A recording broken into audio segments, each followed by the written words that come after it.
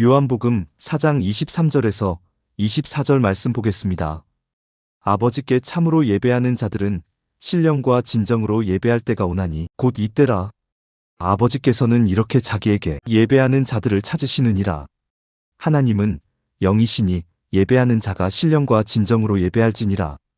이 말씀은 사마리아 우물가의 여인과의 대화 내용입니다. 사마리아 여인은 예배 장소에 대해서 예수님께 질문을 하고 있습니다. 사마리아 여인은 우리는 이곳 그리심산에서 예배를 드린다고 말합니다. 그리심산은 야곱의 우물이 있던 곳입니다. 바벨론 1차 포로 귀환 후 스룹바벨이 성전을 재건하려고 할 때 사마리아인들이 참여하게 해달라고 요청을 했지만 거절을 당하게 됩니다. 그래서 사마리아인들은 할 수 없이 아브라함과 야곱이 단을 쌓았던 곳으로 추정되는 그리심산에 본인들의 성전을 따로 세우게 됩니다. 그러니까 사마리아 여인이 우리는 이곳 그리심산에서 예배드렸고 유대인들은 예루살렘에 예배 장소가 있다고 말을 하고 있는 것이죠. 그 사마리아 여인의 질문에 대한 예수님의 답변이 바로 요한복음 4장 23절에서 24절인 것입니다. 사마리아 여인은 평소에 자신이 가지고 있었던 궁금증인 예배의 장소, 예배의 형식에 대해서 질문을 한 것이라고 할 수 있습니다. 오늘날 교회의 예배의 형식을 보면 교단, 교파마다 다를 수 있습니다. 또한 교회마다 다를 수 있습니다. 장로교 같은 경우는 전통적인 예배 순서가 있습니다.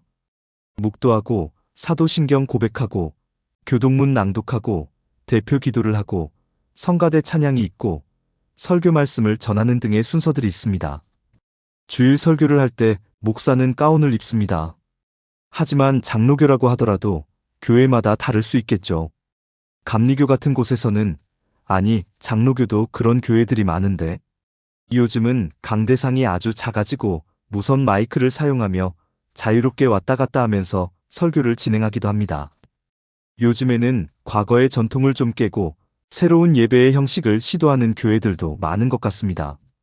기존 교회들도 대예배 외에 일반 청년 예배나 학생부 예배, 특히 수련회에 가서는 정장에 넥타이 대신 티셔츠를 입고 예배를 진행하기도 합니다.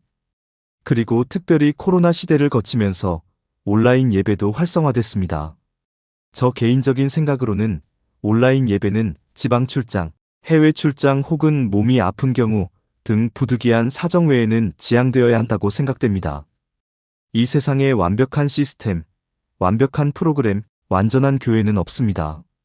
지상교회가 완전하지 않고 여러 가지 말들도 많고 탈도 많지만 그래도 서로 부대끼고 교제하며 나아가야 하는 것이 성경적입니다. 물론 예배당에 직접 나와 앉아 있을지라도 하나님께 집중하지 못한다면 그것도 올바른 예배가 되지 않을 것입니다. 반대로 온라인 예배를 드린다고 할지라도 커피 마시면서 화장실 왔다 갔다 하면서 드리는 예배가 아니라 정말로 신령과 진정으로 예배드린다면 그것은 참다운 예배가 될 것입니다. 즉 형식이나 전통도 중요하고 예배 장소도 중요하지만 그보다 더 중요한 것은 내가 과연 하나님께 초점을 맞추고 신령과 진정으로 예배를 드리느냐는 것입니다. 개역 한글 성경에는 신령과 진정으로라고 번역되어 있지만 개역개정 성경에서는 영과 진리로 예배할지라로 되어 있습니다. NIV 영어 성경에도 Worship the Father in Spirit and Truth 라고 번역되어 있습니다. 오직 하나님께 초점을 맞추는 예배, 하나님을 영화롭게 하고 하나님을 즐거워하며 영과 진리로 예배하는 것이 진정한 참 예배입니다. 하나님 안에서 기쁨과 희락을 누리는 것이 예배입니다. 이것이 바로 사도 바울이 말하는 영적 예배인 것입니다. 여기서 잠깐 지금까지의 내용이 은혜가 되고 계신다면 구독, 좋아요, 그리고 알림 설정까지 해주시면 내 일상의 삶에 적용이 되는 복된 소식을 가장 먼저 받아보실 수 있고 복음이 많은 사람들에게 퍼져나갈 수 있습니다. 계속 이어가겠습니다. 로마서 12장 1절에서 사도 바울은 이 세대를 본받지 말라고 말씀합니다. 당시 로마의 문화와 관습에 동화되지 말라는 경고였습니다.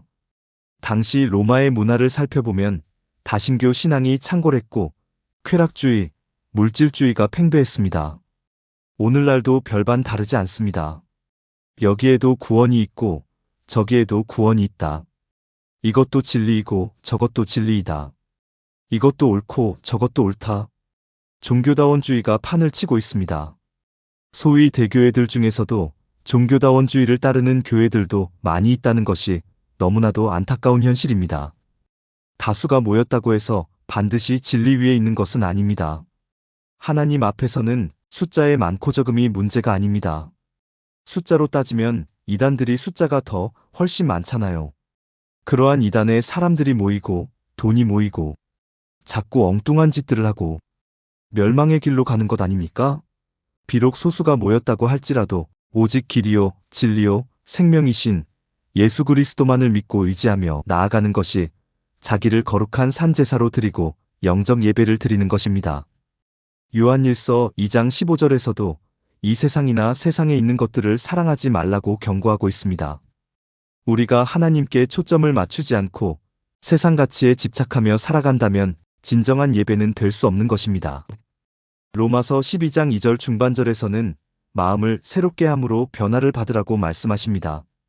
우리가 아직은 연약한 육을 입고 살기 때문에 매번 예배를 드릴 때마다 영적으로 충만하지 않을 때가 있습니다. 우리가 예배 때마다 영적으로 충만해져야 마음이 다시 새롭게 되고 또한 우리의 일상의 삶에서 변화가 일어날 텐데 그렇지 않은 경우도 우리에게는 있습니다. 하지만 우리는 쉬지 않고 중단하지 않고 영적 예배를 갈망해야 합니다. 이것은 마치 시계와도 같습니다. 시계의 사명은 앞으로 가는 것입니다. 그러다가 시간이 틀려지면 그때는 주인이 다시 제 시간으로 맞추는 것입니다. 우리의 예배도 마찬가지입니다. 쉬지 말고 그냥 계속 가야 하는 것입니다. 우리는 지금까지 예배를 드리면서 기도를 하면서 찬양을 드리면서 얼마나 많은 은혜를 경험했습니까? 나이키 슬로건이 뭔가요? Just do it입니다.